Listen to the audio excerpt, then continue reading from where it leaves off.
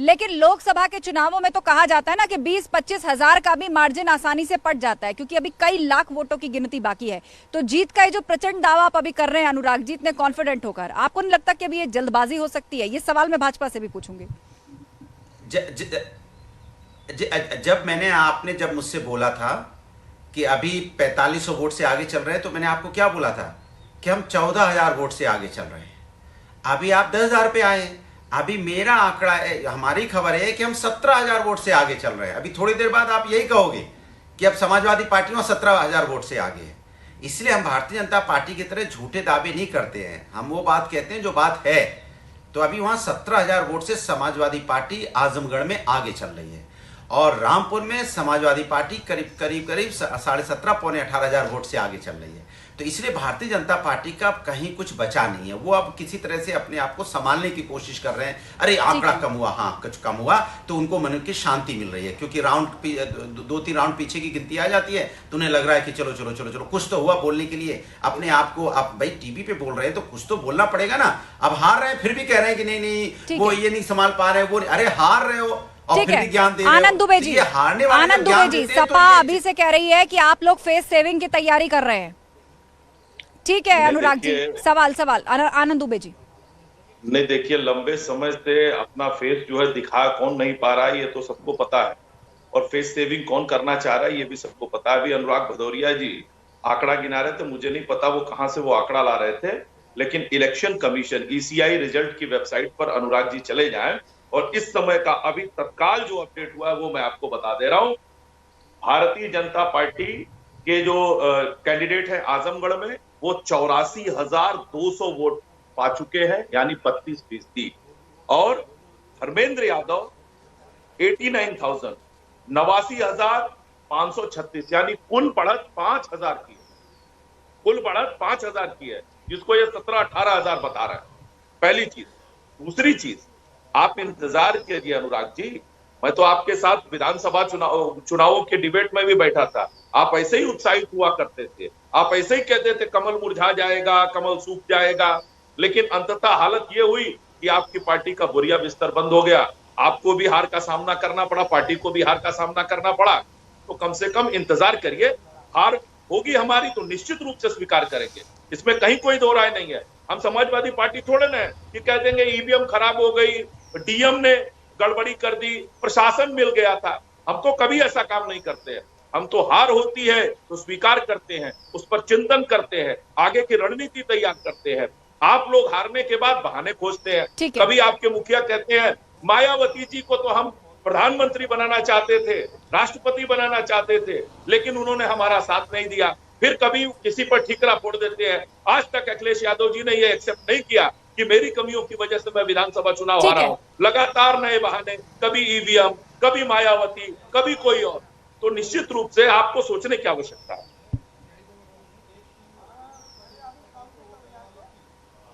ठीक है, अनुराग भदौरिया जी जवाब दीजिए इस बात का। क्यों चले जा रहे विधानसभा में? देखिए, बात हो रही है आजमगढ़ रामपुर की, वो चले जा रहे विधानसभा में। हार का असर हो रहा है और कुछ नहीं। हार का असर होता है तो आदमी इतिहास में चला जाता है। आदमी इतिहास नहीं, वो ये कह रहे हैं ना कि इस तरह की बड़ी बड़ी बातें तो आप लोग विधानसभा चुनाव में भी किया करते थे, लेकिन नतीजा क्या हुआ सब जानते हैं। अरे तो विधानसभा चुनाव में समाजवादी पार्टी को 22% से बढ़कर 38% वोट मिला है। क्या गलत हमने कहा है? और बीजेपी को 46% से घट के, हाँ, लेकिन रहे तो आप दूसरे नंबर पर ना। ये जो बातें कर रहे रहे तो दूसरे नंबर पर। अरे बात दूसरे तीसरे की नहीं हो रही, बात अरे मेरी बात नहीं समझे। हमारा वोट ऑफ परसेंटेज सोचिए कितना बड़ा है, हमने कितना गेन किया है, और इन्होंने तो लूज किया है। इसी तरह से बात हो रही है आजमगढ़ रामपुर की। वो विधानसभा में इसलिए भाग जा रहे हैं कि वो थोड़े हताश परेशान है। तो मेरा उनको निवेदन है, गर्मी का वक्त है, नींबू पानी पीजिए। हालांकि नींबू आपने बहुत महंगा कर दिया, हो सकता है कि नींबू आप बाजार में महंगा है, लेकिन फिर भी कोशिश करके मंगवा लीजिए, परेशान मत होइए। नींबू पानी पीजिए, और नहीं तो मैं आपको और सजेशन दे रहा हूँ, जामुन मंगा के थोड़ा खा लीजिए। जामुन खाएंगे तो थोड़ा सा आपका BP ठीक रहेगा, वरना जिस तरह से आप परेशान हो रहे हैं, हम एक भाई होने के नाते हमें चिंता होने लग जा रही है कि आपका BP हाई हो रहा है। ऐसा ठीक है, नींबू आप जेब में तो रख के नहीं लाए ना अनुराग जी आज, या जामुन है आपकी जेब में? ठीक है, नहीं आज चर्चा जारी रहेगी। आजमगढ़ में जाना होगा, आजमगढ़ में जाना होगा, वहां से अलाउद्दीन हमारे साथ जुड़ चुके हैं। अलाउद्दीन, क्या ताजा स्थिति है इस वक्त का? ताजा आंकड़ा क्या है? क्या अब भी धर्मेंद्र यादव आगे चल रहे हैं? डेटा क्या कह रहा है? जी हाँ, बिल्कुल। धर्मेंद्र यादव अभी भी जो रुझान लगातार आ रहे हैं उसमें वो आगे दिखाई दे रहे हैं। सुबह के वक्त का जो पूरा मामला था बैलेट पेपर, उसमें 1700 कुछ वोटों से वो आगे थे, लेकिन बीच में पहले और दूसरे और तीसरे राउंड में जब ईवीएम खुली है तब वो भारतीय जनता पार्टी के प्रत्याशी से पीछे हुए। बीच में एक बार बहुजन समाज पार्टी के प्रत्याशी वो आगे गए, लेकिन लगातार उसके बाद से करीब 1.5 घंटे से लगातार धर्मेंद्र यादव आगे हैं। एक बार उनकी लीड मैक्सिमम 14,000 तक पहुंच गई थी, लेकिन अब लीड 5,000 से लेकर के 7,000 के बीच में लगातार बनी हुई हो, कभी 4,200 कभी 4,700 चली जा रही है और लीड लगातार इसी तरह बनी हुई है। हालांकि अगर विधानसभा वार हम बात करें तो उसमें खासतौर से सगड़ी और मेहनगर की जो विधानसभा है उसमें भारतीय जनता पार्टी के प्रत्याशी लगातार ज्यादा वोट गेन कर रहे हैं, जबकि 3 विधानसभा क्षेत्रों से बाकी, चाहे वो बात करें गोपालगंज की, बात करें आजमगढ़ सदर की, वहां पर लगातार दिखाई दे रहे हैं समाजवादी पार्टी के प्रत्याशी। लेकिन बहुत कांटे की टक्कर है। मैं बताऊं कि तीनों प्रत्याशी बहुत नजदीकी मामले में, यानी कि जब आप वोट मार्जिन की बात करेंगे तो ऐसा नहीं बहुजन समाज पार्टी का प्रत्याशी बहुत ज्यादा नीचे चला गया है, तो ऐसे में बहुत नजदीकी मामला है और मुझे लगता है अगले 2 घंटे बहुत ज्यादा अहम होने वाले हैं।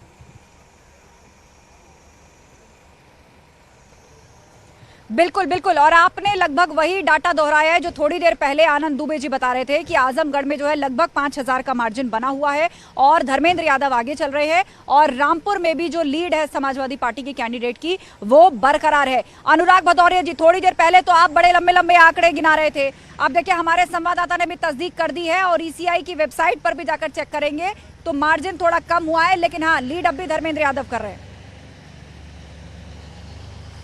देखिए, एक चीज़ याद रखिए कि हमेशा से जब काउंटिंग होती है तो वहाँ पे काउंटिंग ज़्यादा हो जाती है, फिर वो थोड़ी देर बाद अपलोड करते हैं। तो इसीलिए मैं आपसे कह रहा हूँ कि समाजवादी पार्टी, मैंने जब 14,000 बोला था तब भी हमने यही इसीलिए बोला था, आज अभी भी मैं बोल रहा हूँ, इसीलिए मैं इस बात पे बोल रहा हूँ क्योंकि हमारे पास खबर है। और सही बात तो यह है कि अगर आपकी वेबसाइट की बात कर लें तो भी समाजवादी पार्टी लीड कर रही है 7,000 वोट से, लेकिन भारतीय जनता पार्टी इसको मान क्यों नहीं रही, मुझे इस बात की चिंता हो रही है। जब वो उनको तो मानना चाहिए ना कि हार रहे हैं, हार को नहीं मान पा रहे, मैंने पचा नहीं पा रहे कि हम हार क्यों रहे हैं। इसीलिए हम उनसे कहना चाहते हैं कि आपको जामुन मंगवा लीजिए, परेशान मत होइए। हार जीत गर्मी का वक्त है, बहुत ज़्यादा गर्मी कभी लग जाती है तो दिक्कत हो जाती है, एक तो आप परेशान हो जाए, बीपी हो जाए, ऊपर से आप गर्मी है और आप इस सब सेवन नहीं करेंगे अगर आप नींबू का और जामुन, तो फिर देखिए आपको दिक्कत होगी। भाई होने के नाते मैं उनको राय दे रहा हूँ क्योंकि जिस आनंद दुबे जी, मैं जब बात कहूँ बिल्कुल, सपा की दलील ये है आनंद दुबे जी कि बढ़त कम हो या ज्यादा हो, लेकिन बढ़त होती है, सपा अभी भी लीड कर रही है। नहीं, ठीक है। एक ताजा आंकड़ा मैं बता दूं, अभी फिर से फेरबदल हो गया है। आजमगढ़ की बता रहा हूं, 91,478 बीजेपी और 94,364 समाजवादी पार्टी। कितना का अंतर? सिर्फ 3,000। जो अभी 5,000 था वो घट के इस समय 3,000। अभी ईसीआई ने अपडेट किया। नहीं, ये डेटा जो आप आनंद दुबे जी दे रहे हैं, ये डेटा जो आप हमारे चैनल के माध्यम से दे रहे हैं, इसके सत्यापिता के लिए मैं पूछ रही हूँ कि ये किसको कोट कर रहे हैं आप, कहाँ से आए यहाँ? इलेक्शन कमीशन ऑफ इंडिया की वेबसाइट, मैं आपको दिखा सकता हूँ। ये देखिए, ये है चुनाव आयोग, भारतीय चुनाव आयोग की वेबसाइट है, और चुनाव आयोग की वेबसाइट पर जो लिखा हुआ है वही मैं दिखा रहा हूँ, मैं कहीं दूसरी जगह से कोट नहीं कर रहा हूँ। और मुझे उम्मीद है कि आप भी इलेक्शन कमीशन ऑफ इंडिया को मानती होंगी, बाकी लोग भी मानते होंगे। तो एक तो ताजा आंकड़ा ये, दूसरी चीज, इनको मेरे स्वास्थ्य की चिंता बहुत है, मैं मानता हूं। अनुराग जी बहुत अच्छे व्यक्ति हैं, इनको सभी के स्वास्थ्य की चिंता होती है, इनको अखिलेश जी के भी स्वास्थ्य की बहुत चिंता रहती है। और हम लोग तो भारतीय जनता पार्टी के लोग हैं, हम तो परंपराओं में विश्वास करते हैं, हम तो आयुर्वेद का सहारा शुरू से लेते हैं, हम तो नींबू पानी भी पीते हैं, जामुन भी खा लेते हैं। लेकिन अनुराग जी को कहिए, ये लोग तो अंग्रेजी पे ज्यादा भरोसा करते हैं, इसलिए कम से कम अस्पतालों में आईसीयू बेड खाली करा के रखें और ड्रिप लगवा के रखें। कहीं ऐसा ना हो कि चुनाव का ये जो रिजल्ट आते आते इनकी आधी पार्टी जो है और इनकी पूरी की पूरी पार्टी आईसीयू में पहुंच जाए। तो कम से कम इनको बोलिए कि सबसे पहले जो अस्पतालों में पता करना शुरू करें कि बेड खाली है कि नहीं, वहां पर व्यवस्थाएं हैं कि नहीं, डॉक्टर है कि नहीं, ट्रिप वगैरह है कि नहीं, जहां भी ये बड़े बड़े अस्पतालों में भर्ती होते हैं। और अगर नहीं मिले तो बताएंगे, सरकारी अस्पतालों में तमाम जगह हम व्यवस्था कराएंगे, इनके इलाज की समुचित जो है वो चिंता की जाएगी। ठीक है ठीक है, चलिए आप दोनों को एक दूसरे के स्वास्थ्य की बहुत चिंता है। अच्छा लगा कि पक्ष और विपक्ष दोनों एक दूसरे के स्वास्थ्य की इतनी चिंता कर रहे हैं और मौका जो है वो इस वक्त नतीजों का है। और अनुराग जी, ईसीआई की वेबसाइट से आपने वो आंकड़ा भी देख लिया, आप तो दोनों ही 94,000 की लपेट में हैं आजमगढ़ के अंदर, मतलब कुछ 100 ही वोटों का फर्क है। अब भी आप ये कहेंगे भाजपा से कि अपनी हार स्वीकार कर लो?